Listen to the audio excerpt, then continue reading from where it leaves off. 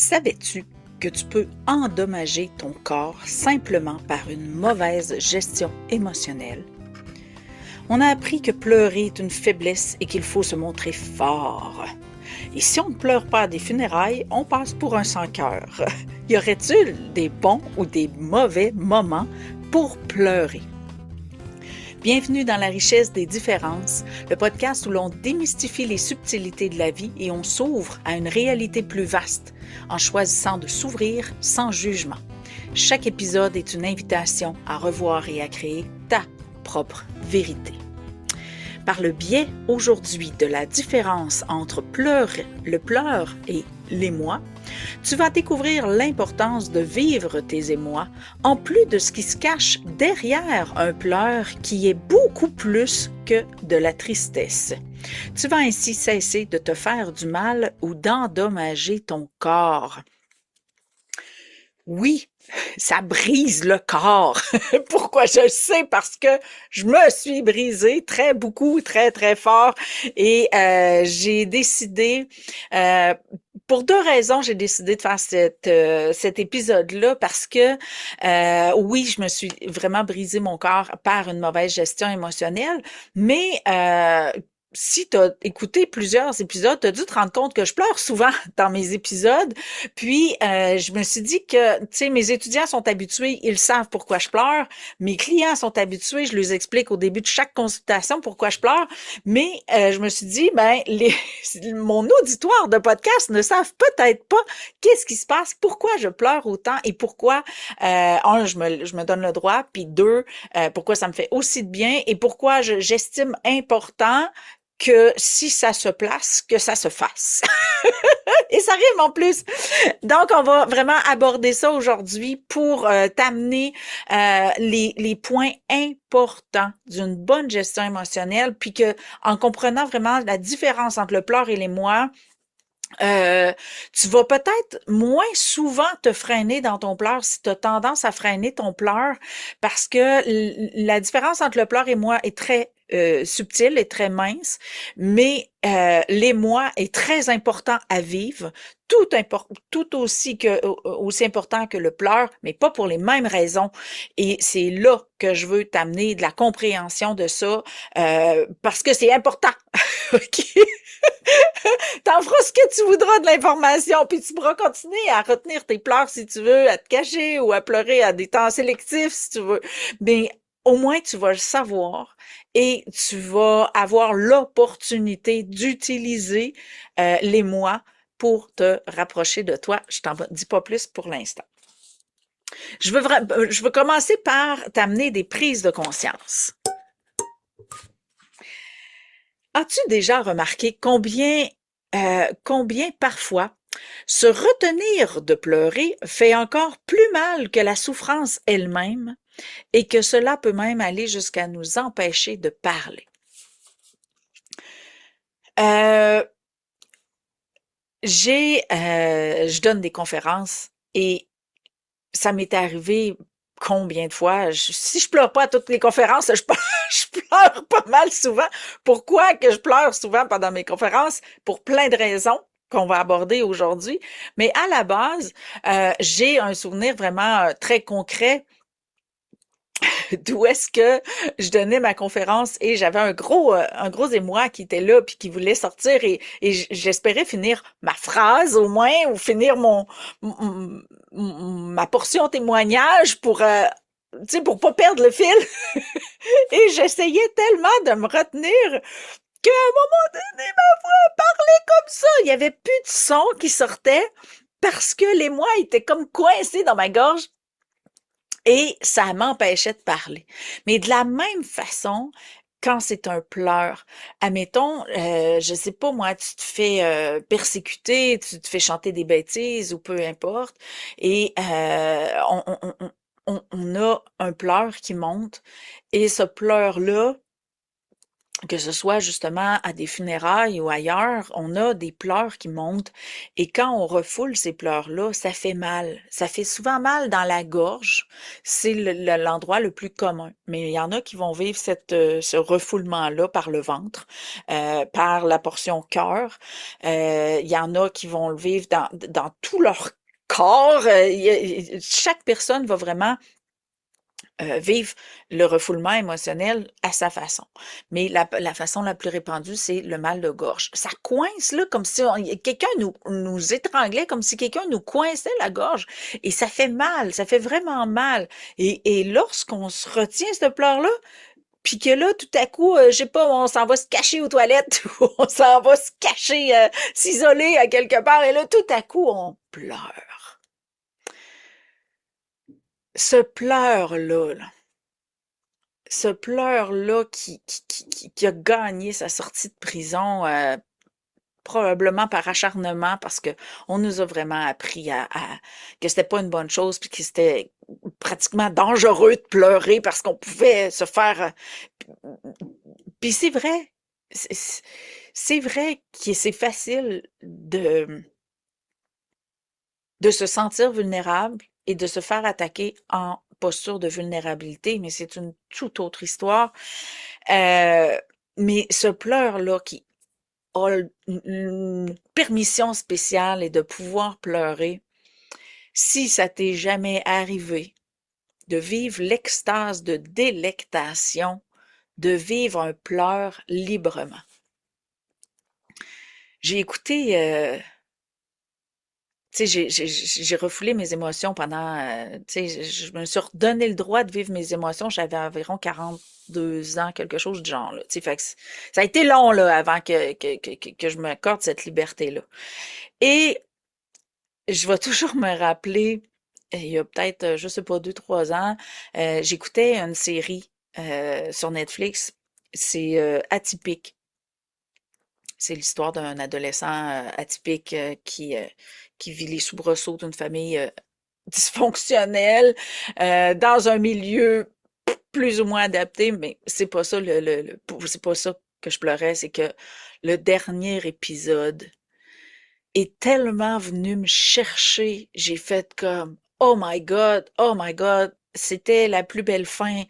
Tu sais, une fin comme on espère dans notre vie. Puis, ben, en tout cas, comme j'espérais dans la mienne. Puis, et, et je me suis fait surprendre par cette fin-là. D'habitude, je devine souvent les films. D'ailleurs, c'est presque plate parce que je devine tout le temps les films. Mais là, je l'ai pas vu venir. Je l'ai anticipé, je l'ai espéré, mais tu sais, je l'avais pas vu venir d'assez loin pour l'anticiper puis pas avoir la surprise. Fait que j'ai eu vraiment la surprise et je pleurais. Puis j'avais l'impression, c'est sûr que ça venait chercher plusieurs Chantal. C'est comme si l'enfant Chantal, l'adolescente Chantal, l'adulte Chantal, c'est comme là, si on pleurait en gang. J'avais vraiment l'impression de pleurer en gang. Puis je pleurais tellement, là, avec une immense liberté d'être. Je pleurais de tout mon cœur, de tout mon corps. Et je pouvais pas m'empêcher de me régaler de ça parce que je le savoure tellement depuis que je me suis accordé cette liberté-là. Mais là, c'était tellement bon parce que j'avais vraiment l'impression qu'on était plein de Chantal à pleurer. Et ça donne sur les entrefaits que mon fils, je sais pas trop s'il arrivait d'en bas ou s'il arrivait de sa chambre, mais en tout cas, il arrive comme proche de moi, puis là, il m'a regardé. Puis j'ai aucune idée, j'en ai même pas parlé, faudrait que j'y en reparle. J'ai aucune idée de ce qui se passait dans sa tête. Mais il est resté là, à me regarder pleurer, et, et j'avais l'impression, je le, je le revisite, puis ça- le fait d'avoir un spectateur, si on peut appeler ça comme ça, le fait que quelqu'un soit là, ça me, ça me, c'est comme si je partageais une liberté d'être, puis ça a été vraiment, génial. Puis j'y repense aujourd'hui, puis c'est comme si j'avais donné la permission à mon fils de pleurer, chose que j'avais pas faite avec ma fille. Mes 2 enfants ont je me souviens pas si je l'ai déjà dit, mais mes 2 enfants ont 12 ans de différence. Donc, j'ai eu ma fille vraiment dans une zone d'égarement total, et mon fils avec une toute autre maturité, euh, émotionnelle.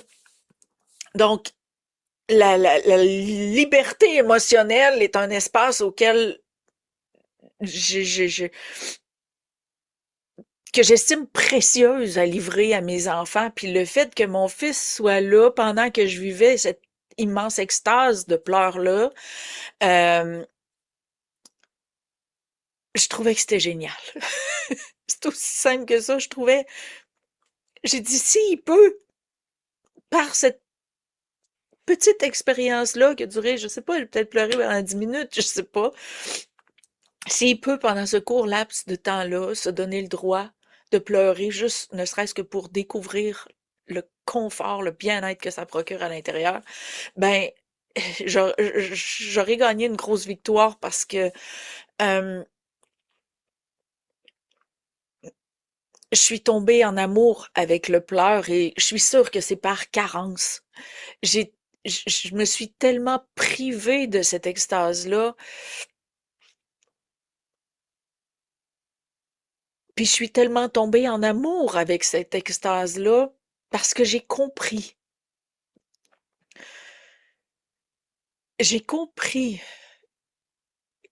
que chaque fois que je pleurais pas,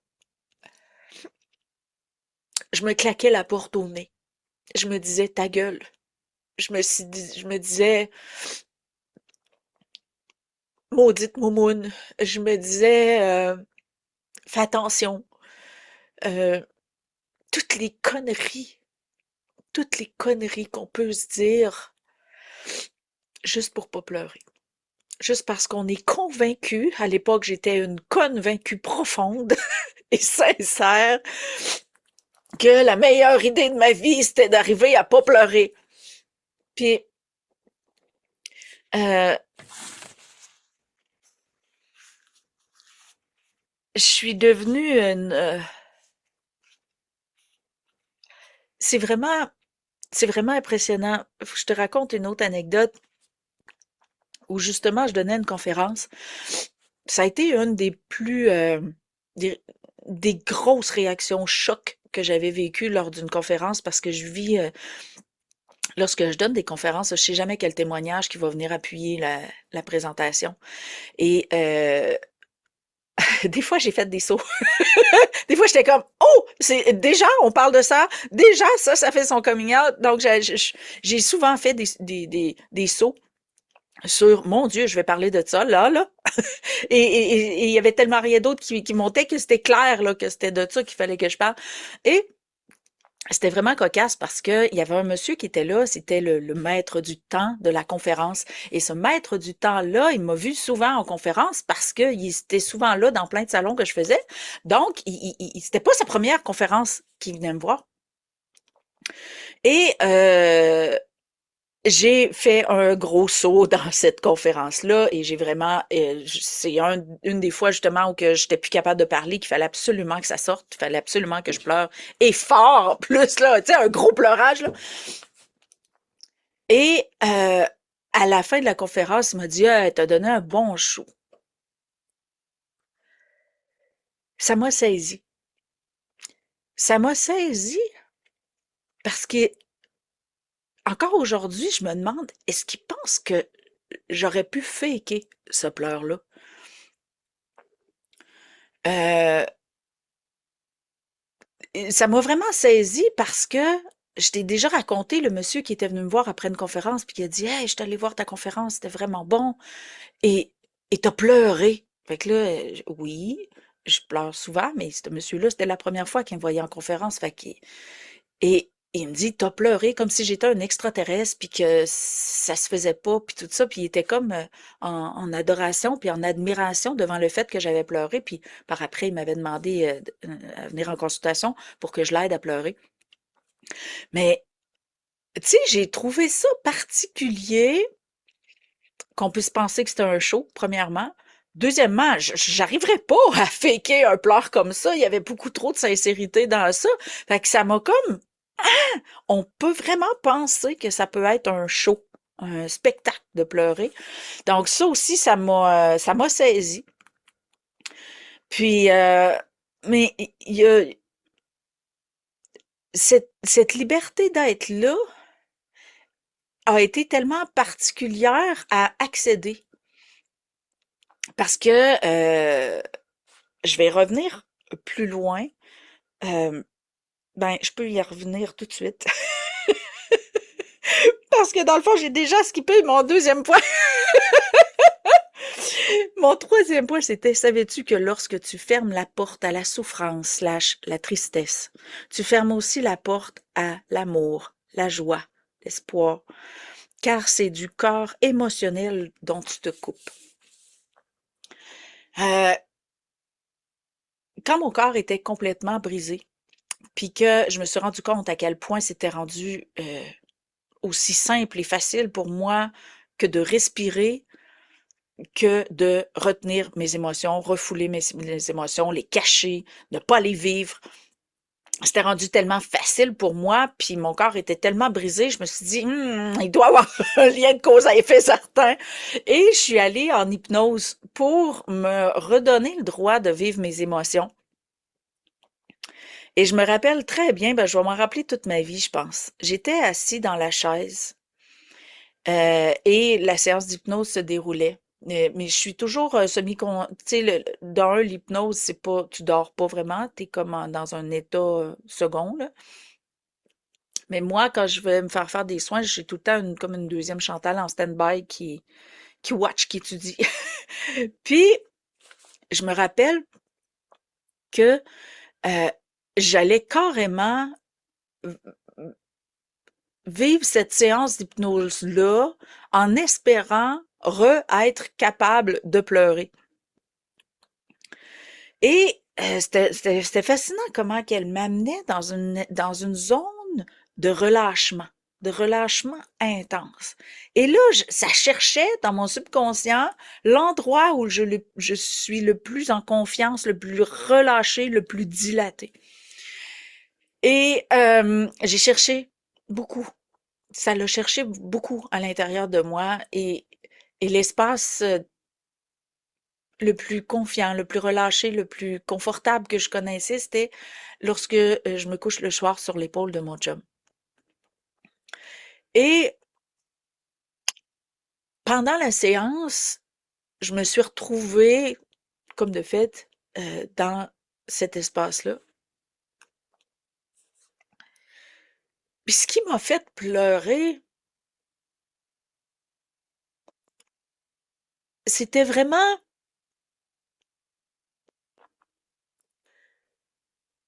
je sais que je peux pas être mieux ailleurs. Pourquoi je suis pas capable d'être aussi bien que je sais qu'on peut être bien? Et c'est là que, pouf, ça l'a monté à l'intérieur de moi. Je voulais tellement ressentir tout ce qu'il y avait à ressentir comme bien-être dans ces bras-là, que je suis allée chercher à l'intérieur de moi tout. Je savais pas ce que je cherchais, mais je suis allée le chercher, puis c'est monté. Et j'ai tellement pleuré, et c'était tellement bouché, que j'ai eu l'impression que j'avais un caillou de 2 pieds de large qui me traversait la gorge tellement c'était rendu cristallisé au niveau de ma gorge, tellement c'était densifié. Donc, quand j'ai réussi à pleurer, ça le fait mal. Au début, il y avait très peu de son qui sortait parce que ça faisait trop mal.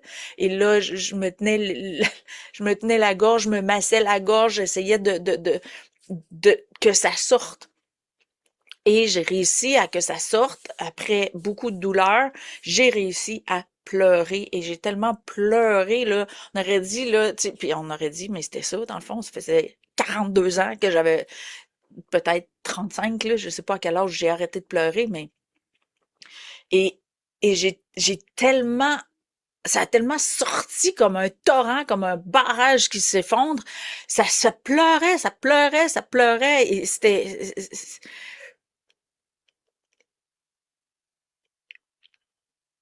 puis ce pleur-là, Ce pleur-là goûtait la liberté. Ce pleur-là goûtait une liberté insoupçonnée. Parce que c'était comme un mélange. C'était un mélange de j'ai le droit, pourquoi je m'en suis privée. Un mélange, il y avait de la colère aussi, de quel droit je m'en suis privée. Puis il y avait de l'extase, il y avait tellement coudon, c'est donc ben bon. Et quand la colère a fini par arrêter de gronder, puis de dire, regarde, arrête de bouconner, là, c'est là, puis que j'ai été capable vraiment d'en profiter, la colère s'est transformée en, wow, merci, enfin.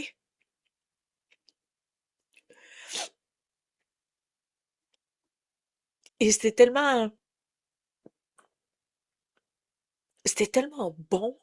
C'était fucké parce que c'était tellement un mélange d'émotions, mais c'était vraiment très, très, très, très bon. Et je découvrais par là, en même temps, les moi. Quand je te dis que la colère s'est transformée en délectation, c'est là. Les moi, c'est vraiment l'espace d'extase où est-ce que la liberté d'être est à son état pur. Et je m'étais tellement dévouée à mon objectif. Tu sais, j'ai pris rendez-vous, là. Mon objectif, c'était d'aller brailler. C'était de revivre des émotions, de retoucher à cette liberté d'être-là. Et, et ça l'a passé par le pleur. Et c'est là que j'ai goûté à l'émoi de la liberté d'être. Et c'est pour ça que je pleure autant dans mes podcasts, dans mes conférences, que c'est pas des pleurs de tristesse.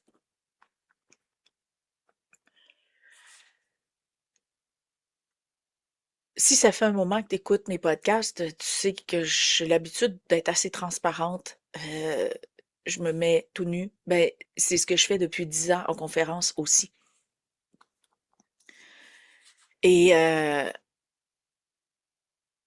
en conférence, c'est jamais des pleurs de tristesse. C'est des émois.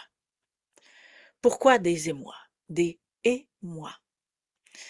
C'est l'espace de proximité où la liberté d'être se vit par le biais de l'amour inconditionnel. Euh, Chaque fois que je raconte ma vie, peu importe l'angle, peu importe la façon, peu importe le sujet de ma conférence, je raconte une part de ma vie. Je raconte une part à la fois de mes illusions, de mes égarements, de, de ma folie, de ma connerie.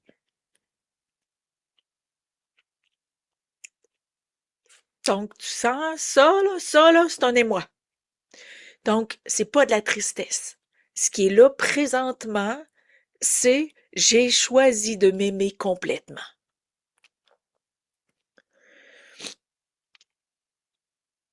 Et ça, c'est un émoi. C'est l'âme qui retouche à la liberté d'être. C'est l'âme qui retouche à l'illimité. Savais-tu que scientifiquement, euh, ils n'ont pas réussi à reproduire des larmes? Les larmes, quand on épluche des oignons, c'est pas les mêmes larmes qu'un émoi, qu'une tristesse. C'est un débordement de l'âme. Et cette, ce, ce privilège-là qu'on s'accorde, c'est comme si on devenait ambassadeur de nous-mêmes. On devient le courage d'être vulnérable. C'est une force. C'est une force incroyable. Parce que toute la société nous dit de pas le faire. Ça prend du courage. Ça prend une force intérieure pour dire je ne me dis pas non.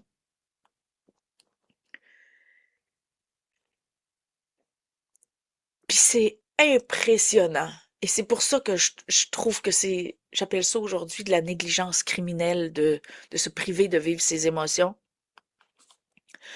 Euh, et j'appelle ça de même parce que je l'ai fait, sinon je me donnerais pas le droit d'appeler ça comme ça. Euh, Cet espace-là, pourquoi et comment ça devient une force? Parce que quand on s'en est privé,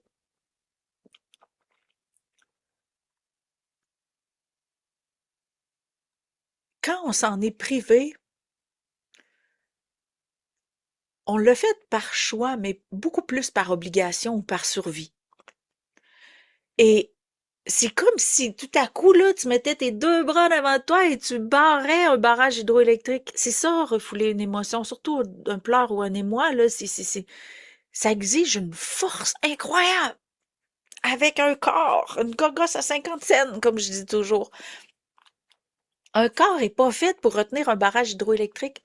Et, mais c'est ce qu'on fait lorsqu'on refoule nos émotions, lorsqu'on se retient de vivre nos émotions, et surtout le pleur ou l'émoi. Mais c'est une peur totalement ignorée. C'est une force qui passe totalement inaperçue parce que c'est une force qui s'expérimente dans l'absence de choix. On se donne pas le choix de pleurer ou on se le refuse. Donc, c'est une force ignorée qui exige énormément de nous. Puis, lorsqu'on lâche, puis qu'on entre en lâcher prise et qu'on se donne le droit, là, ben, l'extase, elle se vit dans le corps parce que ça fait pas moins mal de vivre une émotion que de la refouler. Extase numéro un. Mais on s'honore, on se rend, on fait honneur à ce qui nous habite. On a le courage de dire, je me fous de ce que je me fous du monde entier, comme Frédéric. OK? On a le courage de se foutre des conséquences. Et ce courage-là, sa vocation, c'est de nous livrer notre amour de nous par la liberté d'être. Cette extase-là, c'est un choix qu'on fait qui témoigne de notre force et que cette fois-là, on a l'occasion d'en être témoin de cette force-là.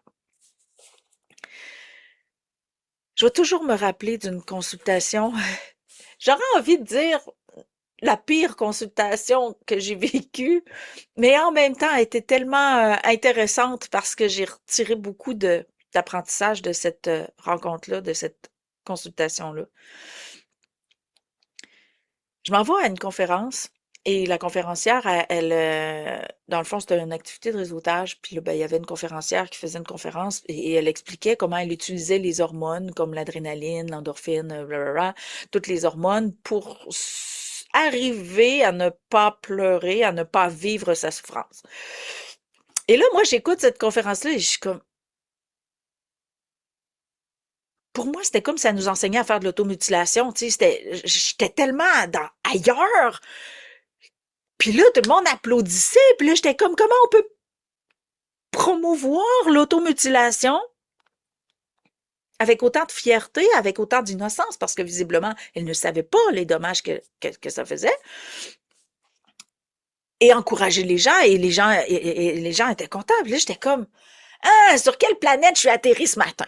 Fait que ça reste de même, mais la cliente que j'avais une consultation avec était à cette conférence-là. Donc, on arrive chez ma cliente pour faire la consultation. Et la cliente me dit que c'était une conférence extraordinaire, qui est vraiment hot, la madame, d'avoir réussi à, à fuir, mais elle n'utilise pas ce mot-là, mais qu'elle arrive à ne pas vivre le deuil de son mari parce que elle aussi avait vécu le deuil de son mari, donc elle connectait avec le deuil. Tous les deux avaient vécu le deuil, avaient perdu leur mari. Et là, elle me demande de l'aider à se foutre du monde, donc à que ça ne le dérange plus de côtoyer du monde à atteindre ce niveau de blindage-là. Et là, je fais comme non. Et vraiment, j'ai dit non, là. J'ai dit, je peux te le montrer parce que je l'ai fait, mais je te le montrerai pas parce que c'est par là que je me suis brisée. Et là, elle m'a dit, ben voyons. Et là, je pars à lui raconter toutes les pires fois, ben les plus belles fois, où est-ce que j'aurais normalement dû ou pu me retenir, mais que je l'ai pas fait. Donc, toutes les fois les moins appropriées de pleurer ou de vivre un émoi.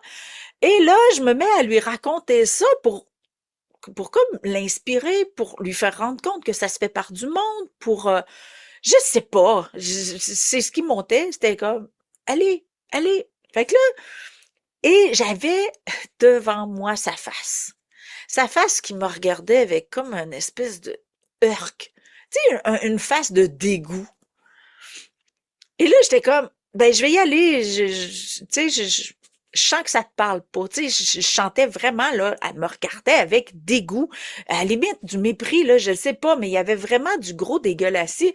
Et, tu sais, c'est ça. Fait qu'au bout d'un certain temps, j'ai dit, ben, regarde, je sens que c'est pas quelque chose que tu aspires. Puis comme je t'ai dit au début de la rencontre, mon but, c'est de te faire rendre compte que c'est normal, que ça se fait et que c'est dangereux de faire le contraire, puis tout ça. Non, non, vas-y, continue là, je t'écoute. Fait que là, j'étais comme vraiment, tu sais, c'était vraiment désagréable parce que elle me regardait vraiment avec dégoût. Et là, j'ai dit, ben pourquoi tu veux que je continue? Je sens, je vois, je constate que c'est quelque chose qui te répugne. Ben, elle dit, non, non, c'est correct. Vas-y, vas-y.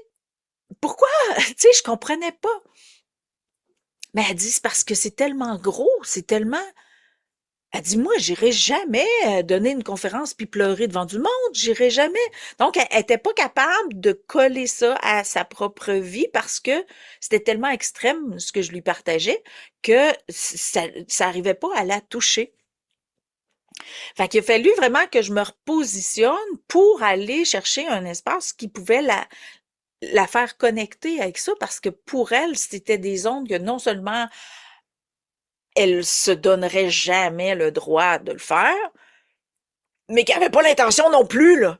Fait qu'on, il fallait que je trouve comme le juste milieu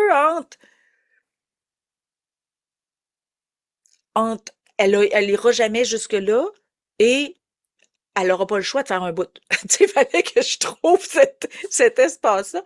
Et là, ben, j'ai dit, je garde, on va te faire un soin.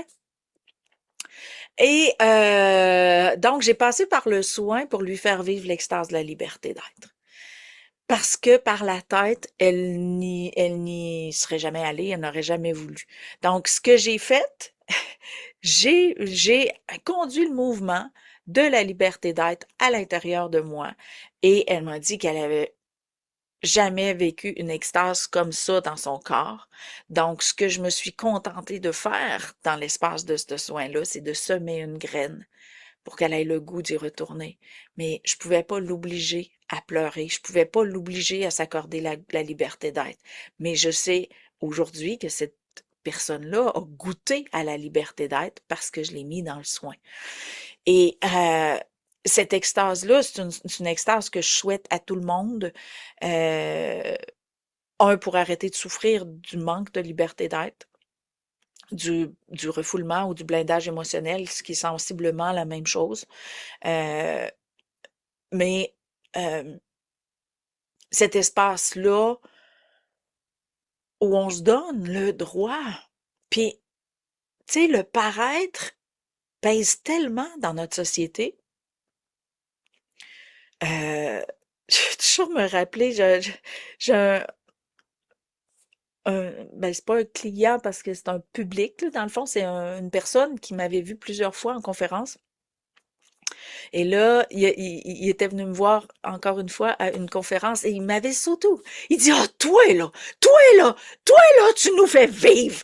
Fait que là, j'étais comme, mon Dieu, tu sais, mais il venait parce qu'il avait envie de vivre cette intensité-là. Il venait chercher cette profondeur-là, cette intensité-là que je livre juste. Puis ça me demande tellement plus d'efforts. C'est ça qui est fascinant. C'est que ça me demande rien. Ça n'exige rien de moi que de le courage de m'aimer suffisamment pour être vrai. Et c'est tellement moins fatigant, tellement moins forçant, tellement moins épuisant, tellement moins destructeur. Oui, j'utilise ce mot-là parce que je sais que c'est par là que je me suis brisée, parce que mon corps, il est plus brisé. Puis, il était brisé jusqu'à ce que j'arrête de me priver de liberté d'être. Fait que, je le sais, fait que oui, cet espace-là où on s'accorde cette liberté d'être-là, on arrête de se briser, ça demande zéro, zéro, zéro effort. Et j'irais même dire que ça nous remplit, ça nous nourrit, ça nous donne une énergie, une vitalité.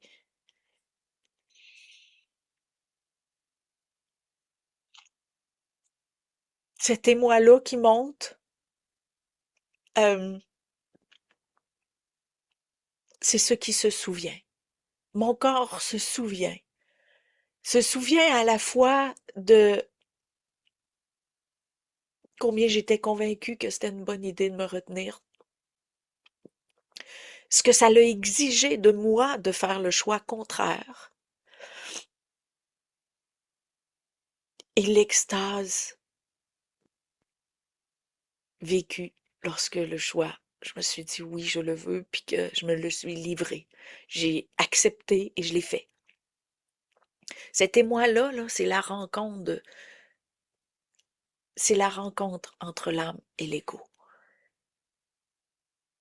C'est où l'ego cesse d'expérimenter sa ou ses limites et qu'il vit par le corps la liberté d'être à laquelle l'âme aspire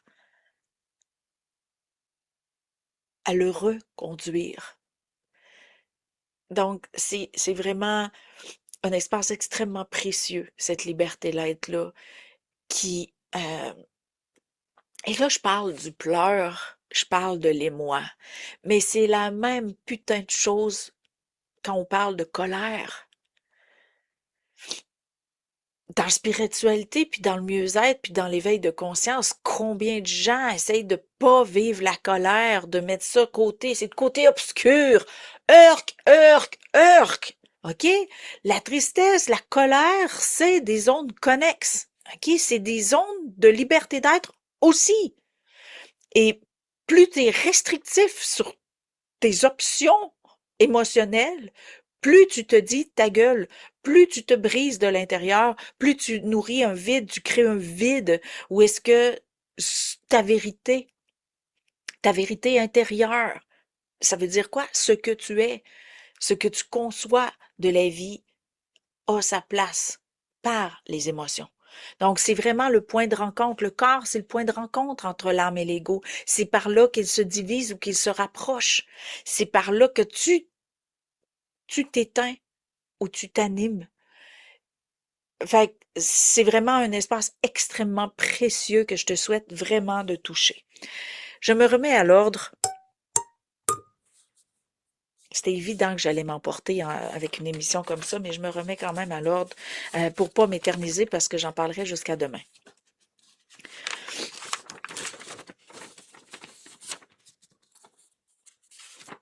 Si je te parle de mon parcours, je sais tout ça parce qu'une mauvaise gestion émotionnelle, c'est ce que je me suis imposé, m'a conduit dans un mur de briques extrêmement douloureux à frapper. J'ai cru qu'en me montrant forte, je serais invulnérable. Ben c'est sûr, parce que quand je pleurais, je me faisais bullier, je me faisais titiller, agacer, persécuter. Tu sais, j'étais vraiment dans une zone où est-ce que c'est facile quand on est enfant ou quand on est adolescent de s'attaquer à quelqu'un de faible et j'étais convaincue que pleurer était une faiblesse. Donc, bien sûr, je me faisais persécuter lorsque je pleurais et je pleurais extrêmement facilement parce que j'étais une hypersensible. Fait Mais je me suis dit, si je pleure plus, je vais avoir l'air vraiment forte et il n'y a plus personne qui va m'attaquer. Ce que j'ai compris avec les années, c'est qu'en agissant ainsi, la différence était que la douleur venait de l'intérieur au lieu de venir de l'extérieur, que le bourreau n'était plus les autres ou pas les autres, mais que ça devenait moi qui me faisait le plus de mal. Et c'est pour ça que je pleure aussi facilement aujourd'hui. Parce que cette rencontre-là, où est-ce que j'ai fait de moi mon propre bourreau et j'ai choisi d'aimer ce bourreau-là, de me pardonner cette folie-là et en me prenant dans mes propres bras, en me disant tu n'es plus en danger lorsque tu pleures. Tu livres ta vérité et tu n'es plus seul parce que je suis avec toi. Cet espace-là extrêmement précieux par lequel je me faisais du mal, aujourd'hui je me fais du bien. Parce que chaque fois que je me dis oui, je sais qu'il y a une époque où je me suis dit non. Ce qui pleure, là, c'est un émoi. Donc, c'est pas un pleur, c'est un émoi. OK? Je retourne dans l'espace de fusion entre l'homme et l'ego. Donc, la jouissance de ces oui aujourd'hui, qu'est-ce qui lui permet d'être aussi extasique? C'est que ça sait que ça l'a déjà été non. Ça sait que ça pourrait être encore non et ça sait que ça le sera plus jamais. Et ça, c'est un émoi.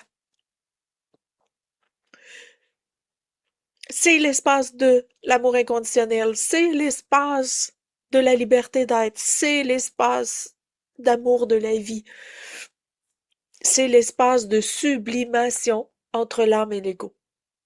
C'est là où ça se rejoint. Donc, l'expérience de la limite et l'expérience de l'illimité. Donc, je me donne la permission versus je me donnais pas la permission. Quand ça se rejoint là dans un endroit très très très très mince, là, plus mince qu'un cheveu ou qu'une feuille de papier. Et cet espace-là, c'est l'espace du choix. Et c'est là où tu résides, dans le choix d'expérimenter la vie par les limites ou d'expérimenter la vie par la liberté d'être. Dans l'absence de peur, dans la confiance, dans la permissivité. C'est un espace extrêmement mince, mais extrêmement puissant, et c'est le choix. Parce que ces deux expériences de vie, que lorsqu'elles sont expérimentées, je pourrais pas jouir autant de pleurer si je m'étais pas autant privée. Quelle personne est plus apte à jouir de la liberté? C'est un prisonnier. Je te dis pas de te priver pour en jouir, mais si vraiment tu t'accordes un 100% dans ton authenticité, un 100% dans ta liberté émotionnelle, ta liberté d'être, ta liberté de parole, si tu arrives à te donner un 100% jouissant, jouissant le plus que tu peux pour inspirer les gens à en faire autant. Parce qu'il y a beaucoup plus de prisonniers sur cette terre-là que d'agents libres. Et c'est à nous de les inspirer pour qu'ils aspirent à plus, à goûter à cette liberté d'être-là. Et c'est pour ça que je fais cette émission-là, pour comprendre, la différence entre les deux, mais à quel point l'émoi, si on l'interprète comme un pleur et qu'on le vit comme un pleur dont il faut se défaire, dont il faut cacher, on prive l'âme de se nourrir. Fait que ressens à l'intérieur de toi lorsque ça monte. Tout comme, tu sais, quand on vit une joie immense, on pleure aussi. Puis ces pleurs-là, on les cache pas mal moins. Mais pourquoi qu'on pleure quand on est dans une foule de joie, puis qu'on pleure quand on est dans une foule de tristesse? Et même la colère, je me rappelle là, d'avoir été très, très, très, très, très en colère et les larmes coulaient, puis là, j'étais comme, ah, c'est pas le temps de pleurer, puis là, je bougonnais à l'intérieur de moi, j'ai pas le temps de faire ta moumoune, t'étais en colère. Mais c'était pas du pleur, c'était de l'émoi. Je me donnais le droit d'être en colère. Je me faisais ambassadrice de ma vérité. Je me faisais ambassadrice et protectrice de moi-même. C'est sûr que ça pleurait. Ça goûtait à la sécurité. Je suis là pour moi. Je ne suis pas seule. Je ne suis pas trop petite. Je ne suis pas assez grande. Je suis là pour moi. Et oui, ça pleurait. Parce que je me livrais cette sécurité-là, sans même le savoir, sans même être en mesure de le comprendre. Mais ça pleurait. Parce qu'il y avait une confiance, une foi, une sécurité qui s'expérimentait par le corps. Là où j'aurais pu me taire, j'ai parlé. Et ça, là, ça repose sur quelque chose d'aussi mince, petit, miniature qu'un choix. Puis ce choix-là dépend de ta sincérité et de ton amour de toi. Je te souhaite vraiment d'aller toucher à cet espace-là. Je peux pas faire une émission sur le pleur sans parler de deuil ou de rupture, parce qu'on s'entend que c'est les espaces les plus courants par lesquels on est amené aux pleurs, même s'il y en a plein, plein, plein, plein, plein d'autres, là, on s'entend, là. Mais c'est l'espace où les pleurs sont les plus grands, sont les plus profonds, sont les plus longs aussi. Souvent, moi personnellement, mes ruptures, là, mon Dieu, mes peines d'amour, c'était énorme, c'était interminable, je sombrais en dépression, tu sais, c'était vraiment l'espace d'extase où est-ce que c'était vraiment, tu sais, je le sais aujourd'hui, mais je le savais pas à l'époque. C'était l'espace où que j'avais le droit de pleurer. C'était normal, j'étais en peine d'amour. Fait que c'était le seul espace par lequel j'avais le droit de pleurer. Ben, je pleurais en tabarnouche, je tombais en dépression, c'est pas des blagues, là. Donc, je veux vraiment amener euh, une notion importante sur pourquoi le deuil et la rupture font si mal.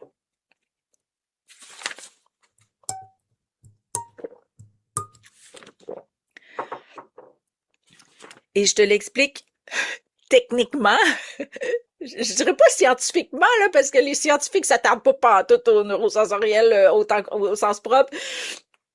La science s'attarde pas à pleurer et aux émotions autant que ça devrait, mais donc je te donne la version technique de pourquoi le deuil et la rupture font si mal. C'est que c'est la superposition de la souffrance, de l'âme et de l'ego. La différence est vraiment, la réponse est vraiment dans la différence entre la pleur et l'émoi. Parce que l'âme et l'ego se rejoignent à l'obscurité et où ça? Dans le désespoir.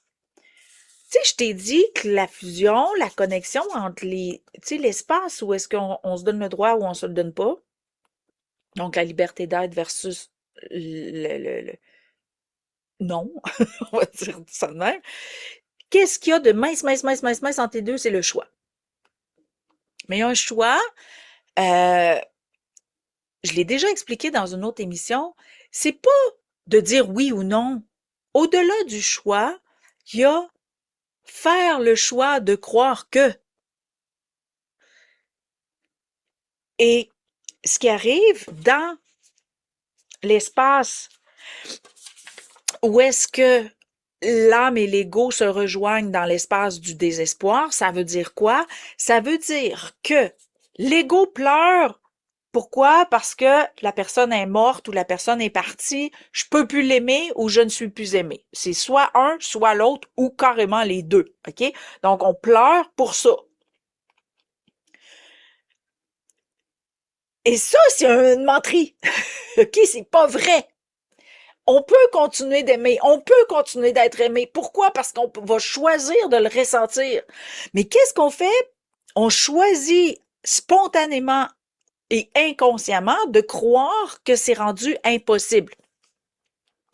Et ça, qu'est-ce que ça fait? C'est que l'âme, qui sait que l'intangible permet l'illimité, ça veut dire que l'amour est encore accessible, l'amour demeure, l'amour, puis j'ai déjà donné ma définition de l'amour, là, l'amour c'est l'alliance, donc ce qui unit, ce qui est uni, ok? Donc tu peux aller réécouter l'épisode 1 si tu veux, là.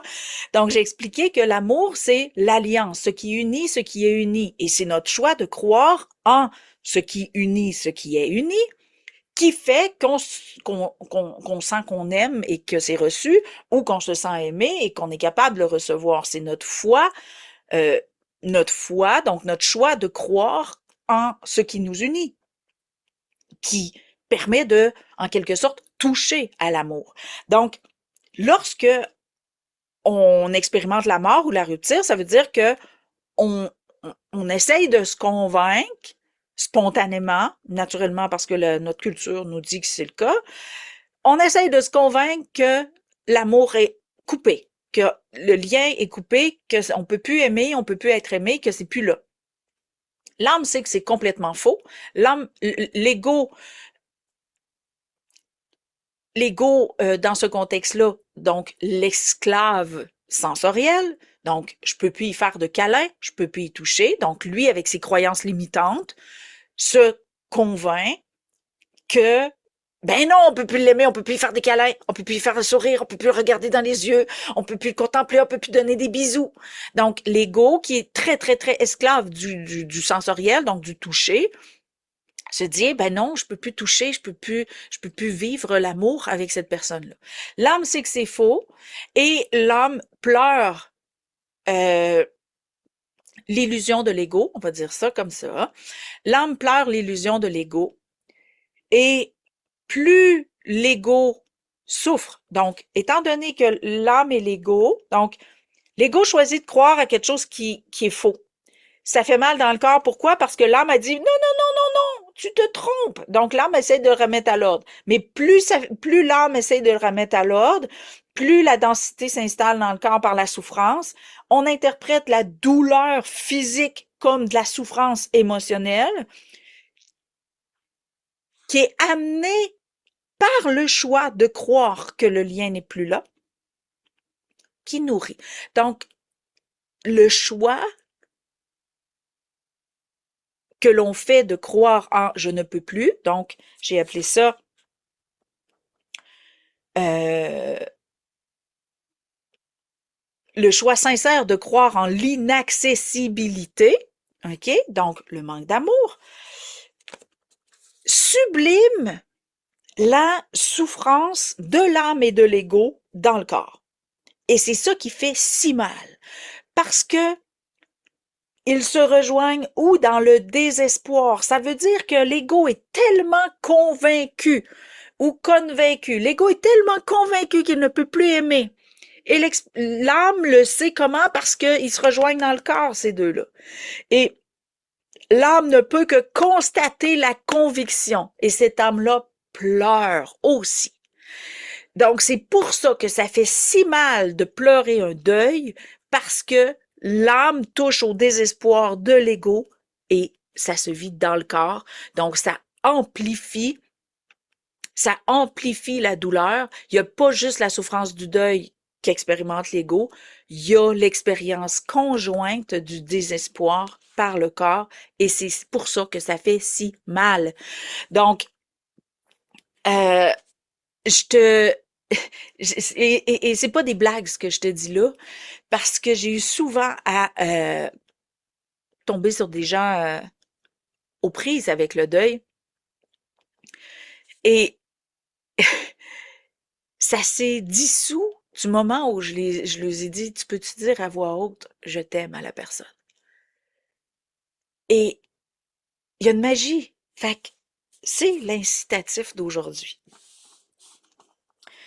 que je vais te donner tout à l'heure après t'avoir donné comme la définition de l'émoi et du pleur. Parce que je veux pas t'en priver, mais je veux vraiment t'amener cette subtilité-là avant de te donner ton petit incitatif d'intégration pour vraiment goûter à ce que je t'explique. Alors, j'y vais des 2 définitions. Donc, je t'ai expliqué que le désespoir, c'est le choix sincère de croire en l'inaccessible. Donc, c'est là où la sublimation de la souffrance de l'âme et l'ego dans le corps devient insupportable. Donc, ça fait très mal.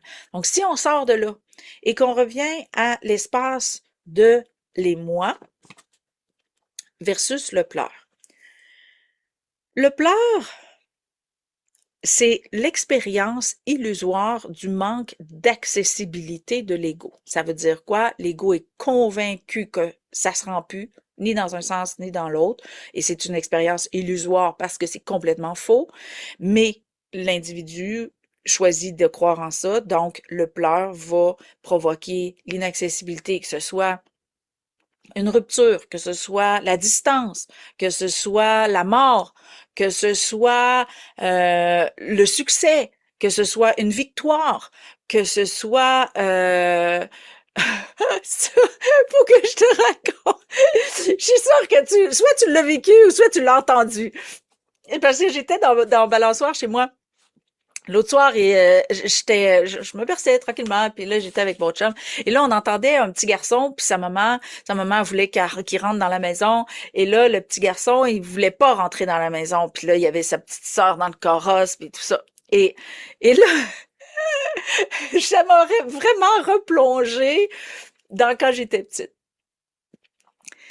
Tu sais, quand on veut quelque chose, au début, on le demande. Après ça, on le demande avec agressivité. Hey, je veux ça. Donc, le petit gars, hey, je veux pas rentrer. Et là, il venait vraiment en colère. Et là, il tenait son bout. Fait que là, il est allé pousser sa petite sœur. Donc, il était vraiment ambassadeur de lui.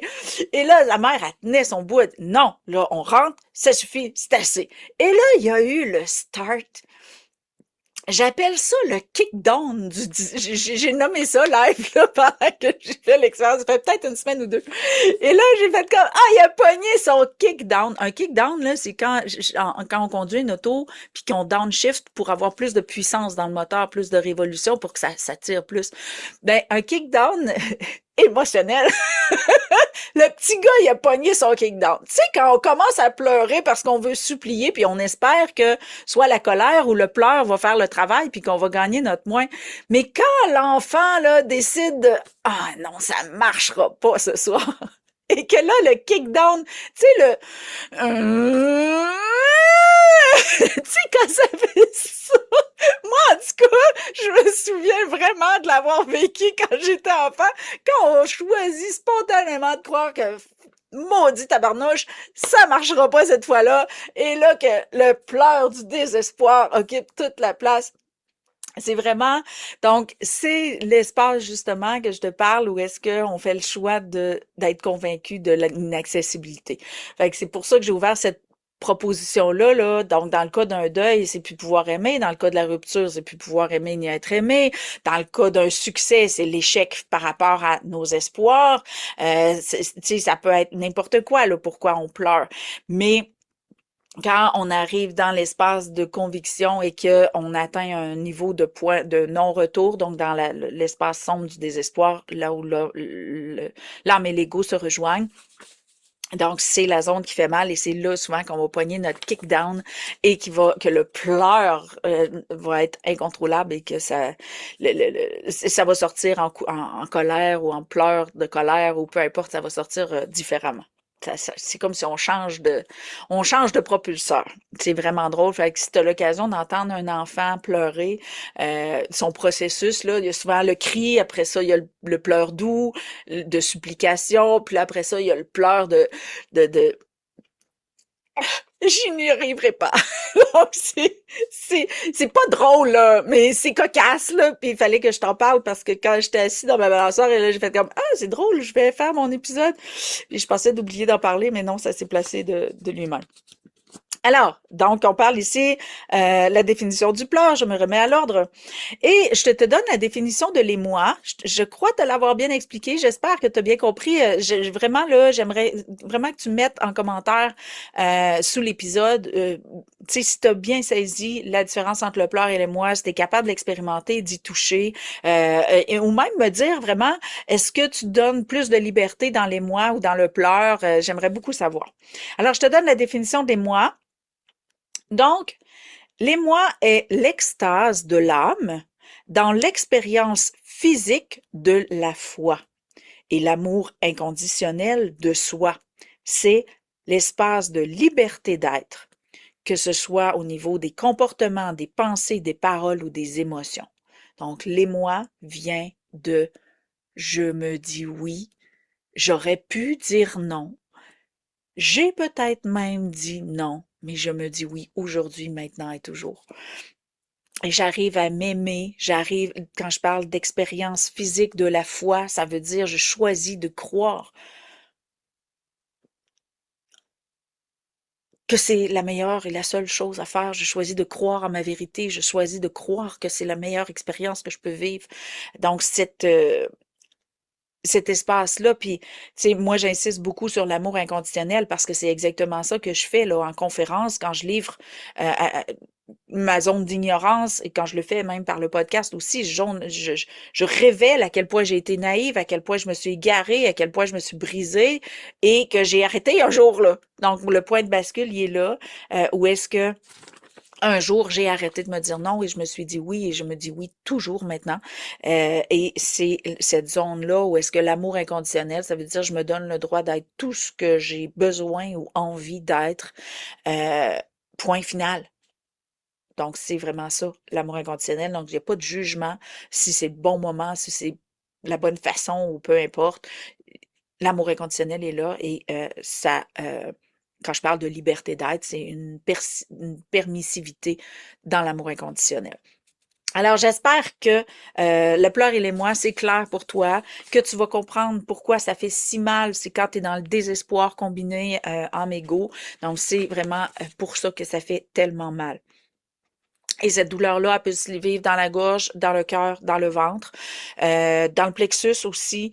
Donc, ça peut se vivre à différents endroits. Ça peut se vivre dans les bras, dans les mains, parce que c'est par les mains qu'on donne et qu'on reçoit en confiance, dans la foi, dans la liberté d'être. Donc, ça peut se vivre vraiment par n'importe où dans ton corps. Mais quand tu es dans un refoulement ou blindage émotionnel, sois attentive par où tu vis ça et prends, développe ton acuité pour vraiment ressentir est-ce que c'est un pleur de tristesse ou est-ce que c'est un pleur d'émoi ou est-ce que je suis en train de sombrer dans le désespoir. Donc, de revenir vers la liberté d'être va tout faire tomber tout ça.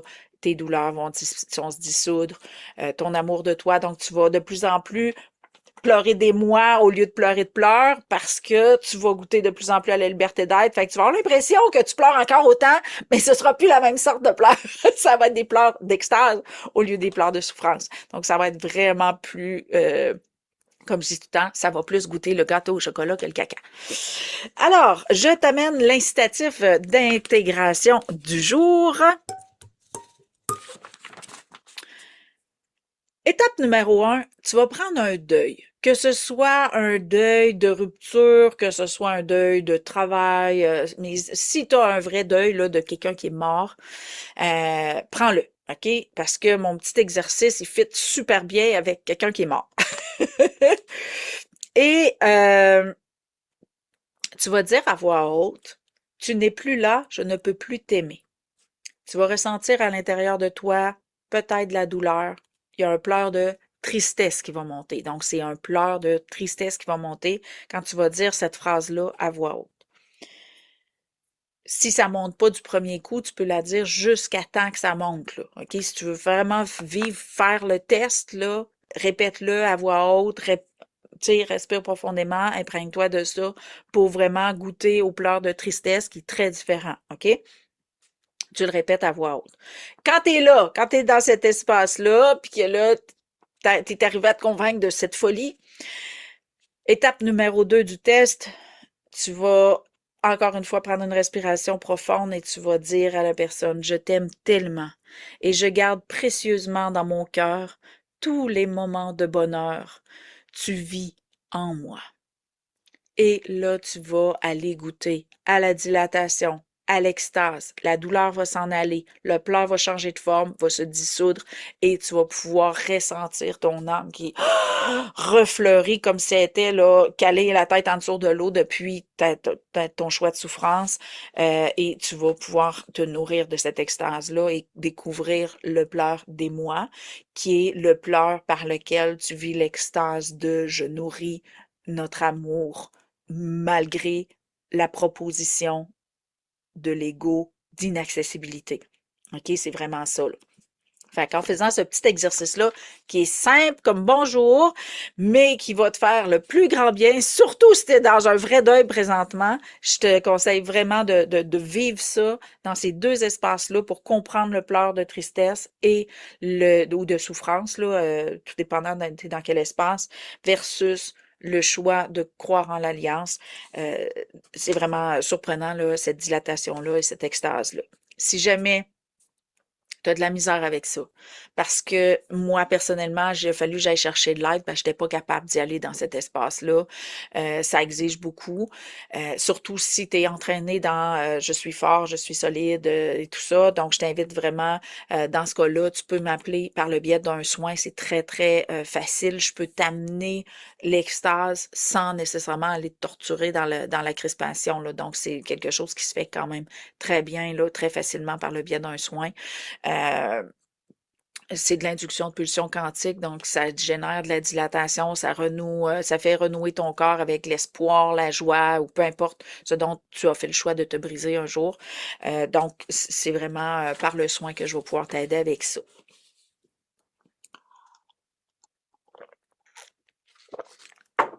Et je termine par le mantra de la semaine. Puisque je connais maintenant la pertinence autant du pleur que de l'émoi, je donne libre cours à mes émotions afin de me rapprocher de moi et de la vérité. Parce que, comme tu sais, je t'ai expliqué que l'âme, quand elle sait que c'est faux, ça crispe dans le corps. C'est comme un signal d'alarme. Donc, plus tu vas expérimenter la vérité, plus tu vas être dans une dilatation corporelle, tu vas être encore plus confortable dans ton corps. C'est pour ça que je parle de la vérité, ça veut dire que ton âme sait que l'inaccessible est accessible.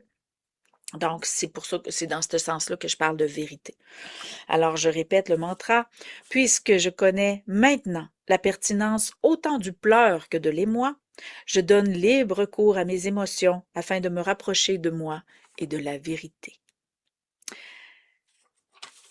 C'est ce qui termine l'émission d'aujourd'hui. J'espère vraiment. Je pense que c'est une des rares émissions où ce que je prêche que je tente de t'influencer vers quelque part au lieu de juste ouvrir tes œillères, mais je pense que c'est un espace trop précieux pour qu'on s'en prive. C'est un espace beaucoup trop destructeur pour le perpétuer. Si tu as des douleurs dans ton corps, il y a des bonnes chances. Et surtout, moi, ce que je me souviens, à l'époque où j'étais vraiment très, très, très brisée par une mauvaise gestion émotionnelle et que j'avais énormément de douleurs dans mon corps, je me souviens que j'allais à l'hôpital souvent, j'allais chez des docteurs, j'allais chez des soigneurs, j'allais partout. Il me disait, vous avez rien, madame. Là, il me passait toutes les panoplies de tests à l'hôpital dans des grosses machines, des tacos, des ci, des ça. Il me disait, vous avez rien, madame. Et là, j'avais rien quand vous vit des envoyés balader. Parce que je le sentais, là, la douleur, là, c'était pas une blague, là. Donc, si tu as des douleurs dans ton corps, n'exclus pas l'hypothèse d'une mauvaise gestion émotionnelle, rouvre cette hypothèse-là rapidement parce qu'il se peut très bien que ce soit un espace par lequel tu te détruis et je peux t'aider là à t'accorder cette liberté-là, à voir qu'est-ce qui t'a amené dans cette privation-là et à te redonner accès là à cette liberté-là qui finit par, tu sais, je me suis sortie de la fibromyalgie, là, c'est pas rien, là, ça fait mal dans le corps, là. Donc, c'était par la mauvaise gestion émotionnelle, il y avait l'alimentation, il y avait plein de choses, mais je te dirais, ce qui a fait le plus de différence dans mon processus de libération de ça a été ma gestion émotionnelle. Donc, je t'invite vraiment, là, si tu as des douleurs physiques, je t'invite à ouvrir l'hypothèse d'une mauvaise gestion émotionnelle et à aller vers de l'éducation physico-émotionnelle, c'est quelque chose que je fais, ou d'aller vers, je sais pas moi, de la liberté d'être là pour faciliter là, l'évacuation de ces douleurs-là le plus rapidement possible. Je te remercie beaucoup pour ton écoute. Encore une fois, ça a été un petit peu plus long que d'habitude, mais c'était trop important de parler de ça, surtout pour que tu comprennes pourquoi je pleure autant pendant mes émissions. Là, tu vas comprendre que c'est des pleurs d'émoi, que je pleure plus parce que je suis un bébé lala ou que je suis une moumoune ou que je suis dans des blessures. Non, je pleure vraiment par émoi. Donc maintenant, tu en connais la différence. Et j'espère que ça va te rendre ça plus confortable parce que c'est sûr que s'il y a des hypersensitifs qui écoutaient l'émission, ça se peut que ce soit un petit peu lourd pour toi. Maintenant que tu sais que c'est des pleurs d'émoi, ça va être plus confortable de poursuivre ton écoute. Je t'invite vraiment à partager l'émission, que ce soit peu importe la façon d'en parler ou de juste partager en lien. Je t'invite vraiment à partager l'émission. Les gens ont besoin de cette liberté d'être-là, de comprendre l'impact de la nocivité de ne pas être dans la liberté d'être. Et si tu veux me laisser des commentaires sous l'épisode, vraiment, est-ce que tu as fait le petit jeu? Est-ce que tu as fait le petit test? Est-ce que tu comprends maintenant la différence? Est-ce que tu t'en es rendu compte? Puis est-ce que tu le voyais sans le comprendre? Donc, j'aimerais vraiment que tu me partages où est-ce que tu en es dans ta gestion émotionnelle. Ça me ferait vraiment plaisir de te lire. Alors, je t'envoie un gros câlin et je te remercie pour ton écoute et on se voit la semaine prochaine. Bye bye.